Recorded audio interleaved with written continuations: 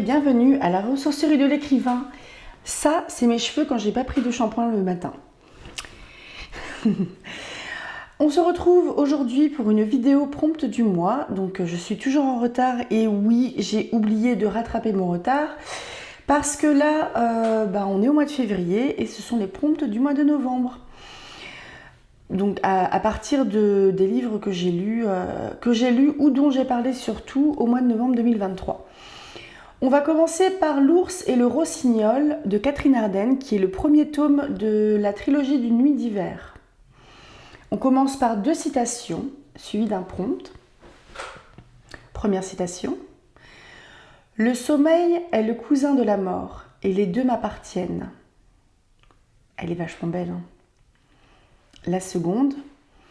Ne pars pas. Quand tu restes, je me souviens que je suis fort, et je me souviens que je n'ai pas peur. Le prompt. Votre personnage prête à son dieu ses propres désirs. On passe à Outlander de Diana Gabaldon, que j'ai lu il y a fort longtemps et dont j'ai dû parler alors que je faisais à manger dans la cuisine, un truc comme ça, je m'en souviens plus. C'est 3 promptes situations, on va dire, des petites questions. Votre personnage a voyagé dans le temps, mais comment ? Écrivez une histoire sur le trope du poisson hors de l'eau, à savoir un personnage qui est jeté dans un monde qu'il ne connaît pas et dont il ne maîtrise pas les codes. Ça, c'est un trope que j'adore. Vous écrivez un roman historique. Vos personnages vivent l'histoire sans pouvoir la changer. On passe à Théodora, prostituée et impératrice de Byzance, une biographie de Virginie Giraud sur Théodora. 2 promptes phrases et une citation. Dans votre univers, on pense que frôler quelqu'un qui a mauvaise réputation entache votre réputation. Il me semble que ça, c'est une pensée un petit peu antique, début du Moyen-Âge. Votre personnage, du fait de ses choix de vie, vit dans la solitude et le jugement perpétuel des autres. Une citation. On ne joue jamais les mendiants le cœur léger. On passe à La Servante écarlate de Margaret Atwood, qui, si je ne me trompe pas, est le premier livre d'une duologie. Je ne me souviens plus du titre du livre qui vient après. Mais donc, La Servante écarlate, c'est un livre que j'ai acheté d'occasion dans une superbe édition que je n'ai pas encore lu. Et du coup, comme j'ai acheté un très beau livre, j'ai envie de tomber sur le même bouquin un petit peu toc-toc, de la même édition, et c'est pas de la tarte, je peux vous l'assurer. On commence par 2 citations suivies d'un prompt. On ne se raconte pas une histoire seulement à soi-même, il y a toujours un autre, même quand il n'y a personne. Seconde citation. Personne ne meurt d'être privé de rapports sexuels. C'est du manque d'amour que nous mourons. Vous écrivez l'histoire de personnages opprimés. On passe au livre Les charmes discrets de la vie conjugale de Douglas Kennedy, un autre livre que j'ai acheté d'occasion et que je n'ai toujours pas lu parce que j'entasse. On commence par 2 citations. Quelqu'un a dit que les barrages les plus insurmontables que l'on rencontre sur sa route, ce sont ceux que l'on a construits soi-même. C'est pas faux. Enfin, ce que je voulais te dire, c'est que tu ne dois plus voir tes parents comme des parents. Il faut les prendre pour ce qu'ils sont, des adultes totalement largués, ce que nous finirons par devenir nous aussi. Vous écrivez sur un couple de personnages qui a dépassé les désillusions, oublié l'idéal du couple et continue malgré tout de vivre ensemble. On passe aux Hathaway de Lisa Kleypas. Donc les Hathaway, c'est l'histoire d'une famille un petit peu, c'est de la romance, un peu à l'époque de Bridgerton, donc 1815 par là, que j'ai préféré au Bridgerton d'ailleurs. Je parle des livres, parce que je préfère la série. On a 2 citations. Tu essaies de diriger tout et tout le monde, et tu ne fais confiance à personne en dehors de la famille. Tu es comme un porc-épic. Personne ne peut aller au-delà de tes piquants. Seconde citation. Aucune chaleur, aucune gentillesse n'adoucissait son expression. Il paraissait sans pitié, comme s'il avait découvert longtemps auparavant que le monde était un endroit implacable et qu'il avait décidé de s'en accommoder.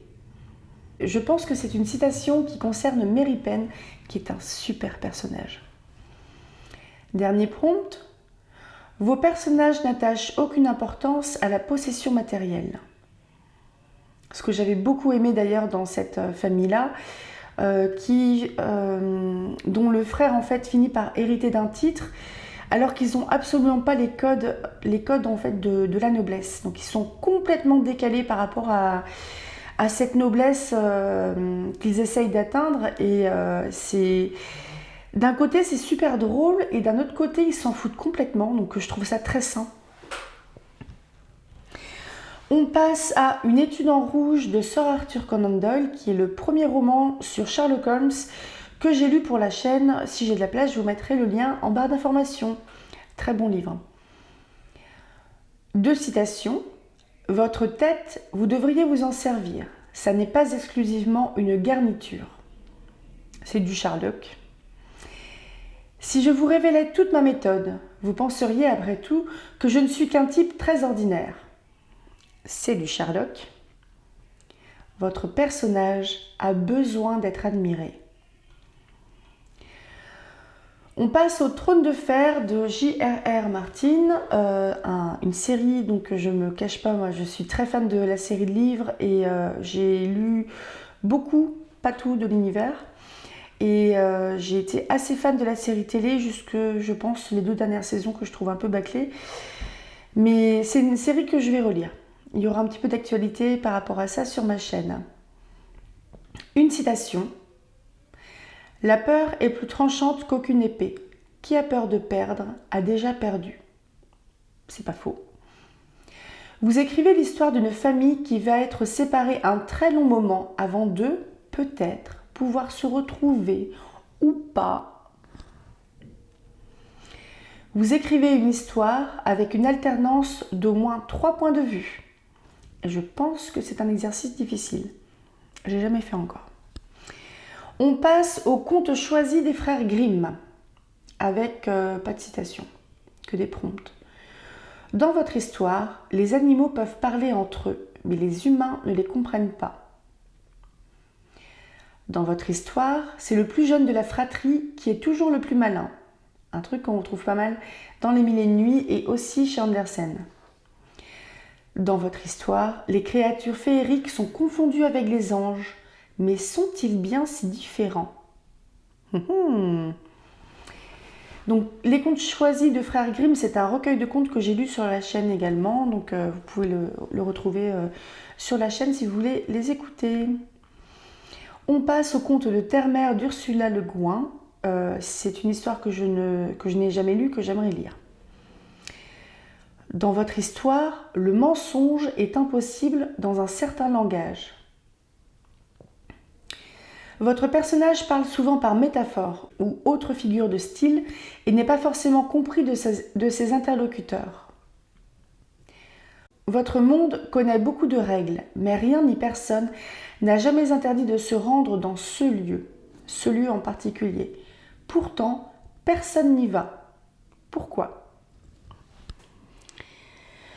On passe à La Roue du Temps, une série de livres de Robert Jordan dont Brandon Sanderson a fini la saga sur le dernier ou les 2 derniers livres.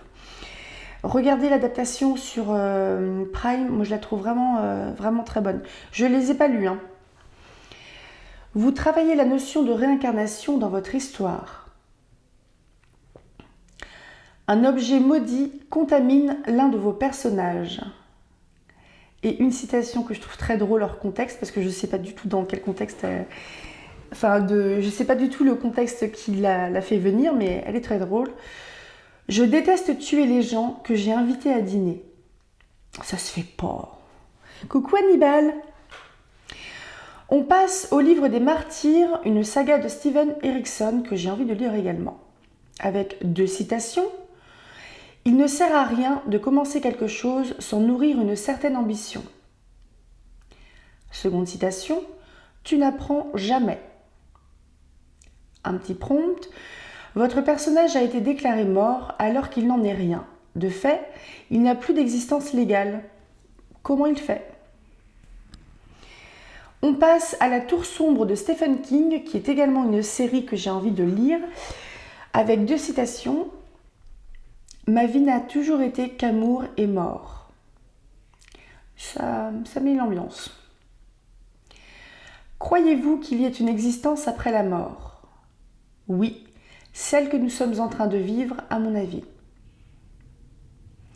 Un petit prompt.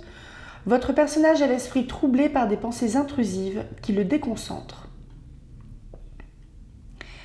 On passe à La 9e maison de Lee Bardugo, qui est une série qui est en train de commencer. Il me semble que le 3e tome est sorti ou va sortir en français. Donc Lee Bardugo, dont j'ai beaucoup apprécié la plume et l'univers dans la saga Grisha. Je suis fan, j'adore. Avec 3 citations. Il n'est pas de porte que le diable ignore. Le mal est toujours à l'affût du moindre interstice dans lequel glisser le pied. Je classe l'obscénité dans la même catégorie que les déclarations d'amour, à utiliser avec parcimonie et uniquement en cas de véritable nécessité. Dernière citation. Je t'ai laissé mourir. Pour sauver ma peau, je t'ai laissé mourir. C'est le risque quand on fréquente des survivants. Ça me donne vachement envie de lire cette série. On passe à Hunger Games de Suzanne Collins. Donc là, je pense que c'est que des citations de la trilogie et pas du préquel. Donc c'est une série... J'ai pas lu les 3 livres, je n'ai pas lu le préquel non plus. J'ai vu les 3 films Hunger Games, mais j'ai pas vu le préquel. Et bref, tout l'univers m'intéresse. J'ai vraiment aimé les films. Je les lirai un de ces 4, peut-être cette année. C'est pas une très grosse... c'est pas un très gros volume, donc ça peut se faire facilement. En plus, vous avez vu les éditions collector? Donc 2 citations et un prompt. Quand il chante, même les oiseaux se taisent pour l'écouter.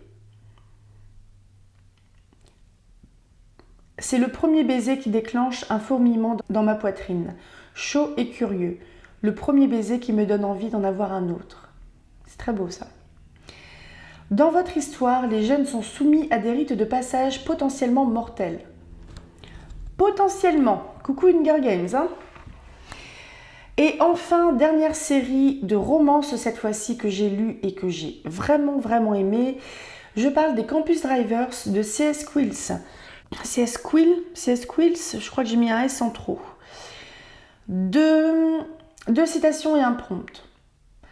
Tu es intolérant à la tristesse du moment que tu l'estimes inutile, mais les autres ont le droit de souffrir aussi, même à cause d'un cœur brisé. Seconde citation, courte. Heureusement que je t'aime bien. Je l'aime bien. Enfin, vos 2 personnages qui se rencontrent et sont le futur couple de votre histoire ont des prénoms qui s'associent, un peu comme Mégane Renaud. Et c'est la fin des prompts du mois de novembre 2023. Donc je vais essayer de tourner assez rapidement ceux de décembre et de janvier afin d'un peu me rattraper. N'hésitez pas à, si vous utilisez ces prompts-là et si vous les utilisez par exemple sur des plateformes d'écriture en ligne, n'hésitez pas à dire d'où vient le prompt. Ça peut me faire un peu de pub si ça intéresse les gens. Et puis ça fait plaisir. Et puis surtout, n'hésitez pas à partager le texte que vous avez écrit à partir d'un de ces prompts. Je me ferai un grand plaisir de le lire et de le reviewer ou de le commenter selon comment ça se dit, sur quelle plateforme. À tout bientôt, rêvez tout grand et écrivez tout plein. Salut!